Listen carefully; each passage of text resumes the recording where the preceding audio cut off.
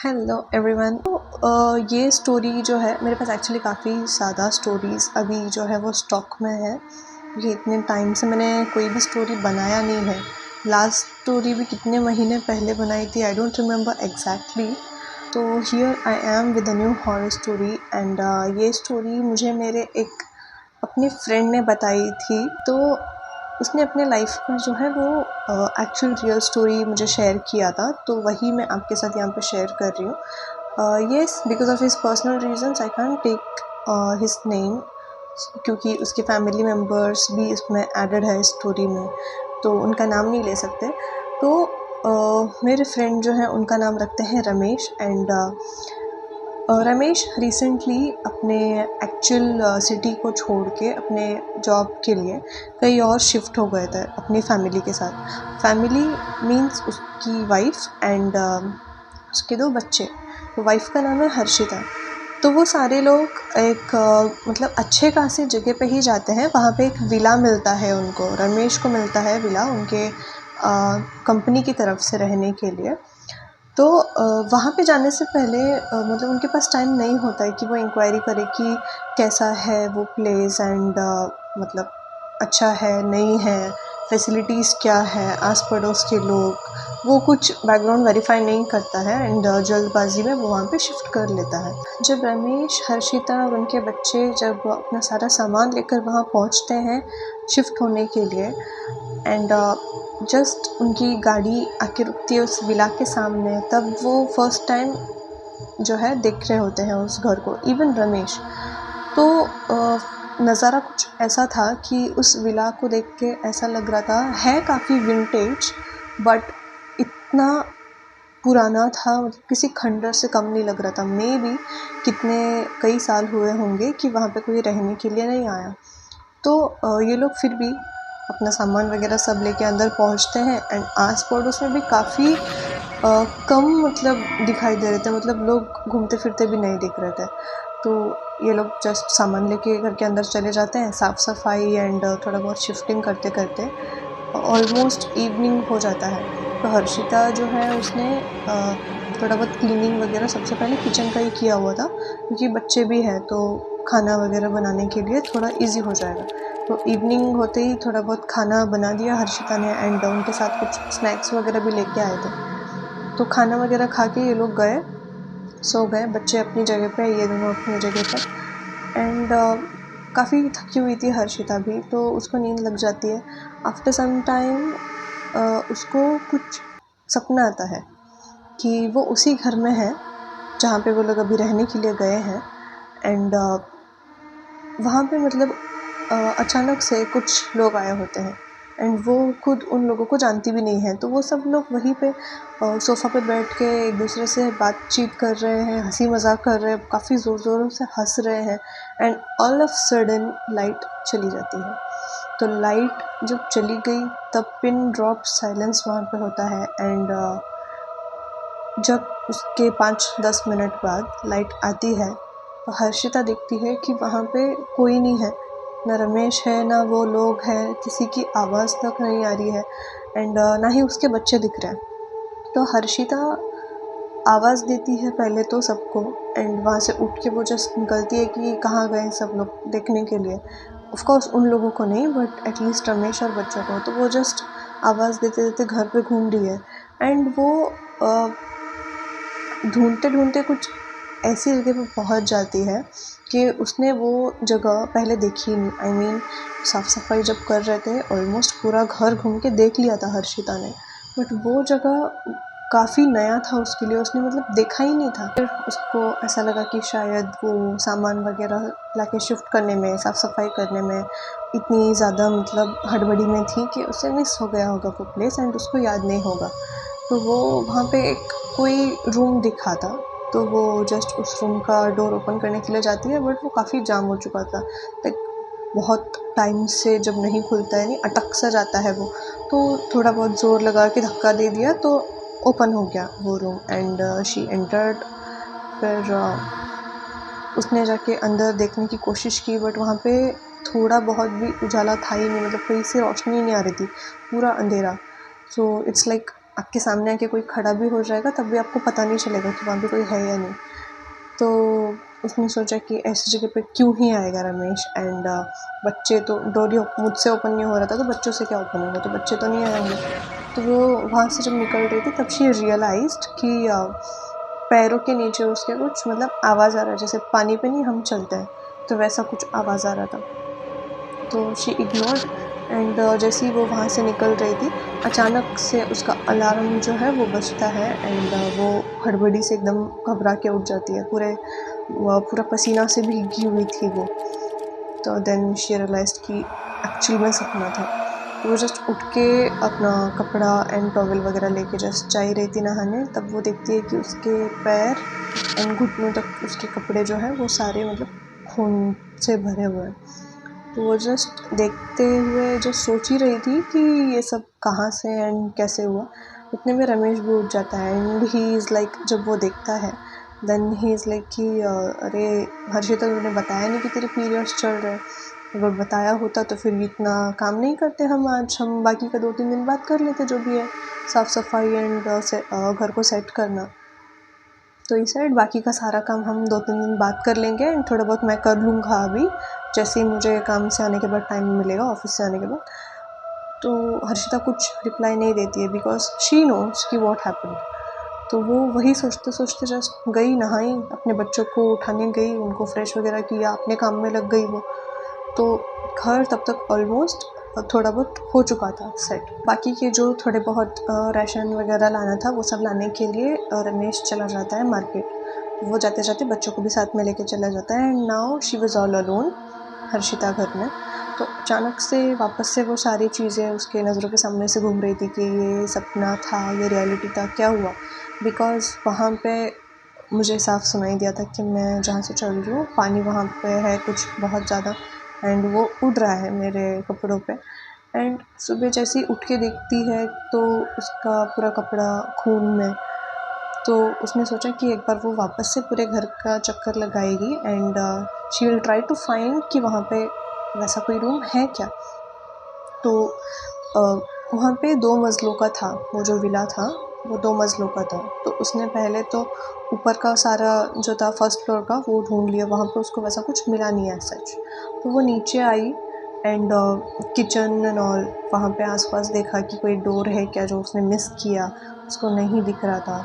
फिर हॉल में गई, उसके बाद किचन के पीछे भी काफ़ी ओपन एरिया था फर्स्ट फ्लोर पे, तो वहाँ पे गई। And when she was walking, आप लोगों ने कई पुराने मूवीज़ में देखा होगा हम जब फ्लोर पे वॉक करते हैं तो वहाँ पे नीचे एक लकड़ी का दरवाज़ा काइंड समथिंग होता है, जिसको उठाएंगे तो नीचे एक तय खाना जैसा कुछ होता है, तो वैसा कुछ वहाँ पे उसको दिखा।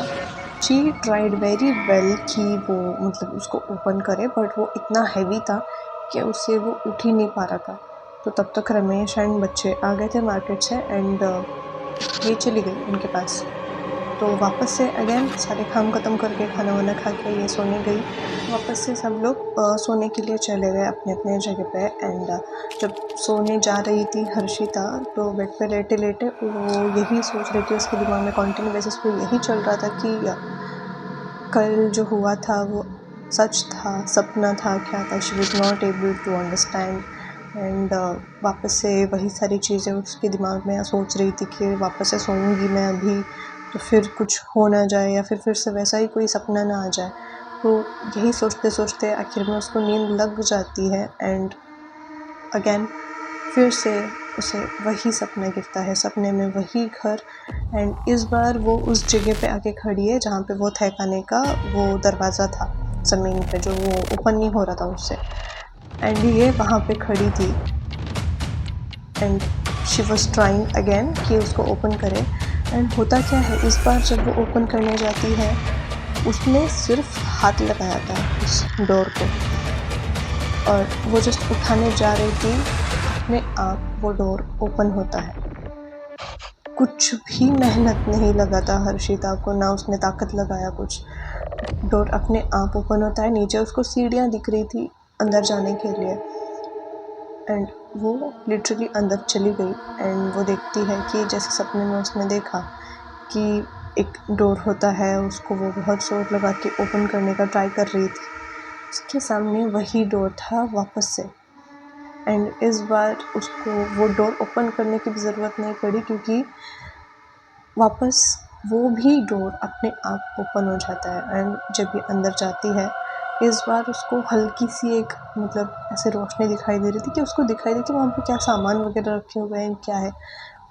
तो वो जस्ट देखने की कोशिश कर रही थी कि सामान कहाँ है, क्या है, या फिर उसको कुछ मिलता है क्या। एंड देखती ये है कि वहाँ पे उसको कोई एक परछाई दिखती है जो उसी को देख रही होती है कंटिन्यूअसली। एंड वो उस रूम के एक कोने में थी।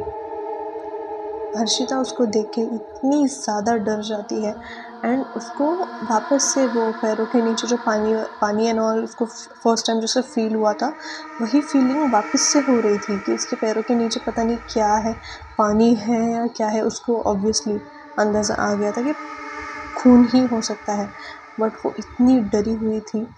तो वहाँ से वो इतनी तेज़ी से भागी, एंड जब वो भाग रही थी, उसको ऐसा क्लियरली सुनाई दिया कि उसके पीछे से कोई भाग रहा है।